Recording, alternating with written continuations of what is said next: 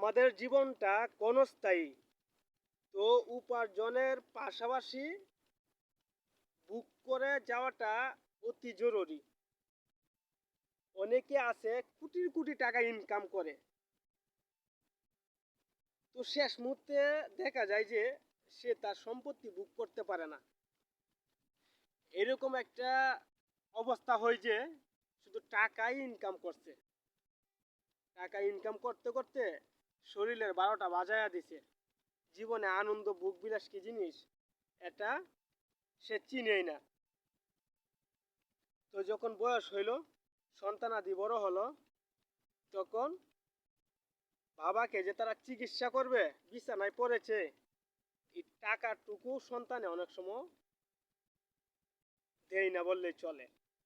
তো অবাক হবেন না, সন্তান তো সবগুলা সমান না, কিছু তো 19-20 থাকে নাকি। তো এই জন্যই বলতেছি শুধু টাকা ইনকাম করবেন না, শরীরের যত্ন নেবেন এবং ওই টাকাটা ভোগ করারও চেষ্টা করবেন। এই টাকা কামাইয়েই গেলাম, কিন্তু এই টাকাটা আমি আর ভোগ করতে পারলাম না, তো এই টাকার কামানোর কোনো প্রয়োজন আসে না। এটা আমার কথা না, এটা কিন্তু জ্ঞানী গুণী দার্শনিকদের কথা। তো আপনি টাকা ইনকাম করবেন, এর পাশাপাশি